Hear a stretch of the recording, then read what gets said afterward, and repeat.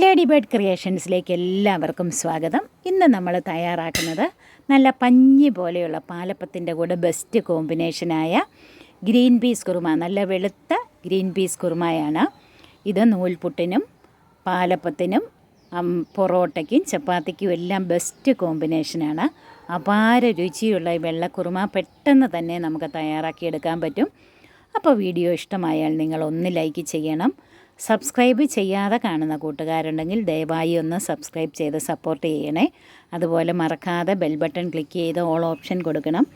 ഞാനൊരു 200 gram green peas തലേ ദിവസം തന്നെ കഴുകി കുതിരുന്നതിനായിട്ട് വെള്ളം ഒഴിച്ചിട്ടിട്ടുണ്ടായിരുന്നു. ഇനി വലിയ 2 സവാള അരിഞ്ഞത്, 3 പച്ചമുളക്, ഒരു ചെറിയ കഷ്ണം ഇഞ്ചി, അതുപോലെ ഒരു 4-5 വെളുത്തുള്ളി ഇത് ചതച്ചെടുത്തത്, ഒരു 3 ഗ്രാമ്പു, 3 ഏലയ്ക്ക, 3 ചെറിയ പീസ് കറുവ.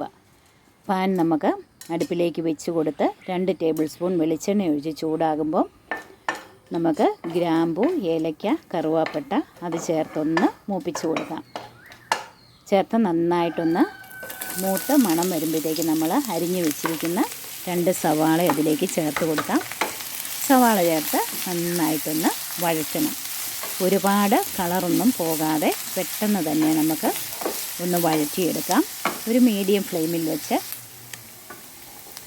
ഒരുവിധം ഒന്ന് വഴന്ന് വരുമ്പോഴത്തേക്ക് നമ്മൾ ചതച്ച് വെച്ചിരിക്കുന്ന ഇഞ്ചി, വെളുത്തുള്ളി, അതുപോലെ പച്ചമുളക് 3 എണ്ണം കീറിയത് അതുകൂടെ നമുക്കിതിലേക്ക് ചേർത്ത് കൊടുക്കാം. നന്നായിട്ടൊന്ന് വഴറ്റാം.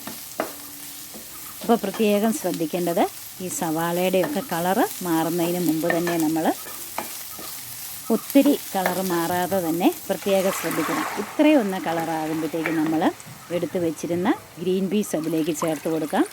അതുപോലെ ഇത് വേകുന്നതിനാവശ്യമായി 2 കപ്പ് വെള്ളം ചേർത്ത് കൊടുക്കുക. 250 മില്ലി കപ്പിൽ 2 കപ്പ്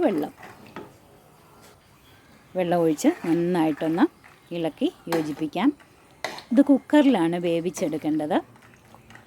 ഞാനിപ്പം വീഡിയോ എടുക്കുന്നതിൻ്റെ സൗകര്യത്തിന് വലിയ പാനിൽ വഴറ്റിയെന്നേ ഉള്ളൂ. ഇനി ഇത് കുക്കറിലേക്ക് തന്നെ നമുക്ക് ഒഴിച്ചു കൊടുക്കാം. എൻ്റെ ചെറിയ കുക്കറാണ്, അതുകൊണ്ട് ആദ്യത്തെ ഒരു വിസിൽ മീഡിയം ഫ്ലെയിമിൽ വെച്ചിട്ട് ലോ ഫ്ലെയിമിൽ ഒരു 4 വിസിലൂടെ മൊത്തം ഒരു 5 വിസിൽ കൊണ്ടാണ് എനിക്ക് നന്നായിട്ടിത് വെന്ത് കിട്ടിയത്. ഇനി ഒരു ചെറിയ മുറി തേങ്ങ, 1 ടീസ്പൂൺ പെരുംജീരകം, അതുപോലെ ഒരു 8-10 കാഷ്യൂനട്ട് ഇത് ചേർത്ത് നന്നായിട്ട് വെണ്ണ പോലെ അരച്ചെടുക്കണം.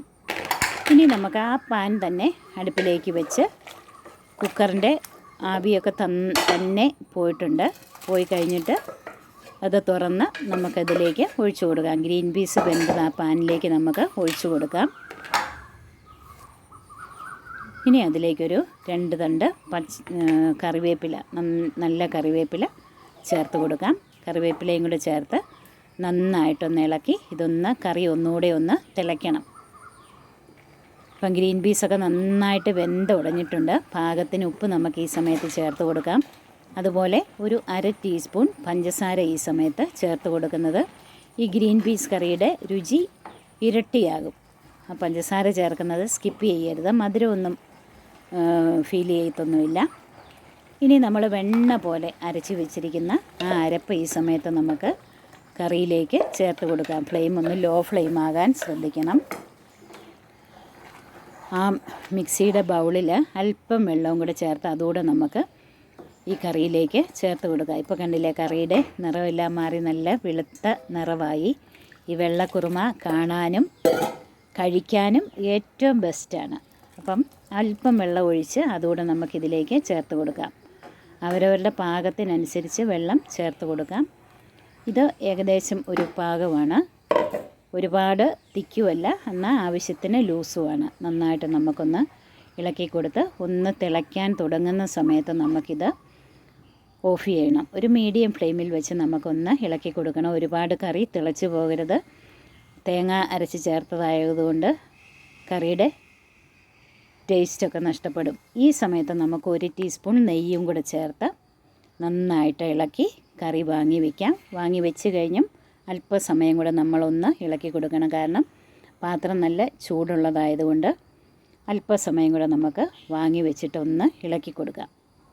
അപ്പം നല്ലൊരു മണം വരുന്നുണ്ട്. അപാര ടേസ്റ്റിലുള്ള ഒരു കുറുമയാണ്. നിങ്ങൾ തീർച്ചയായിട്ടും ഒരു തവണയെങ്കിലും ഇങ്ങനെയൊന്ന് തയ്യാറാക്കി നോക്കണം. ഇതുവരെ ഇങ്ങനെ തയ്യാറാക്കി നോക്കിയിട്ടില്ലെങ്കിൽ തീർച്ചയായിട്ടും നിങ്ങൾ ഇങ്ങനെയൊന്ന് തയ്യാറാക്കി നോക്കണം. നിങ്ങൾക്ക് ഒരുപാട് ഇഷ്ടപ്പെടുന്ന ഒരു കറിയായിരിക്കും ഇത്. ഞാനിവിടെ പാലപ്പത്തിൻ്റെ കൂടെയാണ് ഈ കറി. ബെസ്റ്റ് കോമ്പിനേഷനാണ്. നല്ല പഞ്ഞി പോലത്തെ പാലപ്പവും നല്ല ഗ്രീൻ പീസ് കുറുമയും. അപ്പം ഒന്ന് ട്രൈ ചെയ്ത് നോക്കണം. നിങ്ങളുടെ വിലയേറിയ ഫീഡ്ബാക്ക്സ് കമൻ്റായിട്ട് അറിയിക്കണം. ഇനിയും പുതുരുചികളുമായി നമ്മൾക്ക് വീണ്ടും കാണാം.